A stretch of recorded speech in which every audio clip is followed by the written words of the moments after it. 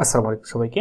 এই ভিডিও টিউটোরিয়ালে আমরা ডিফল্ট প্যারামিটার নিয়ে আলোচনা করতে চাই। ওকে, তো ডিফল্ট প্যারামিটারটা আসলে কি সেটা আমরা যদি থিওরিটিক্যাল একটু পড়াশোনা করি, ফাংশনে কোনো ইনপুট না থাকলে ডিফল্টভাবে মেসেজ শো করা। তো এখন দেখা যাচ্ছে আমরা তো ফাংশনে কোনো ধরনের যদি কিছু না পাস করি তাহলে আমাদের কি করবে, আনডিফাইন্ড টাইপের কিছু একটা এরর দেখাবে। হ্যাঁ, তাহলে এই ধরনের কাজগুলোকে সুতরাং ইউজারকে এমন একটা মেসেজ শো করবে যেটা একটা ভ্যালিড একটা মেসেজ, তো সেটা কিন্তু বাই ডিফল্টভাবে দেওয়াই থাকবে। তো সেই ধরনের কাজটা কিভাবে করতে হয়, সুতরাং ফাংশনে আমরা ডিফল্ট প্যারামিটার কিভাবে ইউজ করতে পারি সেই বিষয়টা নিয়ে কিন্তু আমরা এই ভিডিও টিউটোরিয়াল আলোচনা করতে পারি। হ্যাঁ, তো এটার কাজটা কি হবে, সুবিধাটা কি হবে, ব্যবহারকারীকে বোঝানোর জন্য এবং ডিফল্ট প্যারামিটারটা আমরা ব্যবহার করব। তাহলে এক কথায় ব্যবহারকারীকে বোঝানোর জন্য আমরা বা ইউজারকে বোঝানোর জন্য ডিফল্ট প্যারামিটারটা আমরা ব্যবহার করব। ওকে, তো সেই কাজটা করার জন্য আমরা যে কাজটা করতে পারি, আমরা গত দিনের কোডটাকে উঠিয়ে দিলাম। সুতরাং ওকে, পারফেক্ট, ঠিক আছে। তাহলে এখন আমরা নর্মালি এখানে একটা ফাংশন ক্রিয়েট করে নিচ্ছি, সেটার নাম দিলাম আমরা ডিফল্ট। তার পাশাপাশি এখন আমরা কি করতে যাচ্ছি, ডিফল্ট নামে একটা ফাংশন জাস্ট ক্রিয়েট করে ফেললাম। এটা তো আমরা সকলে জানি, তাই না? এখন এই ডিফল্ট ফাংশনটাকে আমি এখান থেকে কল করতেছি। কল করার পর আমি যদি এখান থেকে কোনো কিছু পাস করি, ধরেন আমি এখান থেকে 100 পাস করলাম, রাইট? তাহলে এটাকে রিসিভ করাতে হবে প্যারামিটার আকারে। এখানে রিসিভ করানোর জন্য আমি এখান থেকে জাস্ট বলে দিচ্ছি যে নাম্বার, রাইট? এখন যদি আমি এটাকে সিএলজি মানে কনসোল ডট লগ করে আউটপুটটা যদি এখন আমরা দেখে আসি, ওকে পারফেক্ট, তাহলে দেখতে পাচ্ছেন এটা 100, আমার কিন্তু কনসোলে 100 চলে আসলো। তাহলে এতটুকু আমরা বুঝতে পারলাম যে নর্মাল একটা জাস্ট সাদামাটা ফাংশন, এর মধ্যে তেমন কিছুই নেই। তো আমি আশা করি আপনারা জাভাস্ক্রিপ্টের বেসিকগুলো পারেন। তার পরবর্তীতে কিন্তু অবশ্যই ES6 এর ভিডিও টিউটোরিয়ালটি দেখবেন। ওকে, তো এখন কিন্তু এখানে নাম্বারটা চলে আসলো। এমনও হতে পারে যে ইউজার এখানে কোনো ধরনের ইনপুট দিল না। হ্যাঁ, তাহলে সেক্ষেত্রে কি হবে, যেহেতু এখানে কোনো ইনপুট নাই তাহলে নাম্বারের মানটা আনডিফাইন হয়ে গেল না। নাম্বারের মধ্যে তার কোনো প্যারামিটার আমার এখানে যাচ্ছে না, এখান থেকে কোনো ভ্যালু তো আমার নাম্বারের মতো রিসিভ আর করছে না।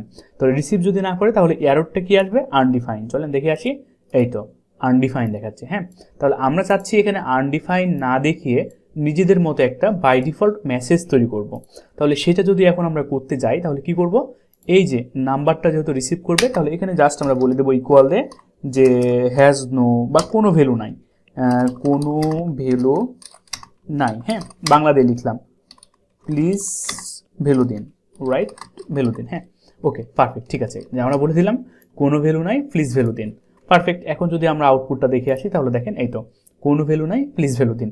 এখন কিন্তু আমাদের তৈরি করা মেসেজটা দেখাচ্ছে। তো এইটাই কিন্তু হচ্ছে আমরা ডিফল্ট প্যারামিটারের কাজটা শিখলাম।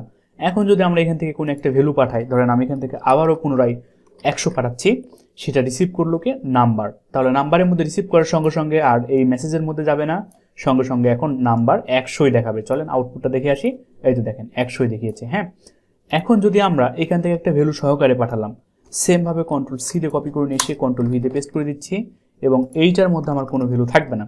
তাহলে এখন আউটপুটটা কি আসবে, ঝটপট আপনি আউটপুটটা না দেখেই চিন্তা করে দেখেন কি হবে। এখন এই পুরোটার আউটপুট কি হবে লক্ষ্য করে দেখেন। আমরা যদি একটা একটা করে এক্সিকিউট করি, 4 নাম্বার লাইন যেটা রয়েছে প্রথম ফাংশনের নেম যেটা আমাদের এক্সিকিউট হবে, সঙ্গে সঙ্গে এটার মধ্যে একটি প্যারামিটার পেয়েছে, রিসিভ করলো নাম্বার। নাম্বারের মধ্যে চলে যাওয়ার পর কনসোল ডট লগ করে 100 যেটা রয়েছে সে ভ্যালুটা আমাকে নাম্বারের মানটা প্রিন্ট করে দেখিয়ে দিল, তাই না? তাহলে এখন কি হবে, এইটা আর দেখাবে না। তাহলে প্রথম লাইনে আমাকে দেখাবে 100, সেকেন্ড নাম্বার লাইন চলে আসি, 5 নাম্বার লাইনটি এখন এক্সিকিউট হবে। এক্সিকিউট হওয়ার সঙ্গে সঙ্গে ডিফল্ট মেথডটা কল হচ্ছে। ডিফল্টের ভিতরে কোনো কিন্তু ভ্যালু নেই, হ্যাঁ, কোনো কিন্তু কিছুই কিন্তু নেই। তাহলে এখন কি হবে, এই মেসেজটা শো করবে কোনো ভ্যালু নাই, প্লিজ ভ্যালু দিন। সঙ্গে সঙ্গে কিন্তু আমার এই নাম্বারের মধ্যে চলে আসলো এবং সেটা আমার এখন এই মেসেজটা শো করবে। তাহলে প্রথমে দেখাবে 100, সেকেন্ডে দেখাবে আমার কোনো ভ্যালু নেই। চলেন দেখে আসি, এই তো পারফেক্ট, ঠিক আছে। তো আশা করি এই যে ডিফল্ট প্যারামিটার কীভাবে ব্যবহার করতে হয় আপনারা সকলে বিষয়টা বুঝতে পেরেছেন এবং প্র্যাকটিস করবেন। এখন থেকে এই ফাংশনের ব্যবহারটা অবশ্যই করবেন। তবে যখন আমরা ES6 নিয়ে আলোচনা করব তখন কিন্তু আমরা ডিরেক্ট আর এইভাবে ফাংশন লিখবো না। হ্যাঁ, কারণ আমরা এখনই তো আমরা ES6 নিয়ে আলোচনা করছি। যখন আমরা অ্যারো ফাংশন নিয়ে আলোচনা করব, সেই ফাংশনের লাইনগুলোকে আরও কীভাবে কমানো যায় সেগুলো নিয়ে আমরা আলোচনা করব আর কয়েকটা ভিডিও টিউটোরিয়ালের পর থেকে। ধন্যবাদ সকলকে।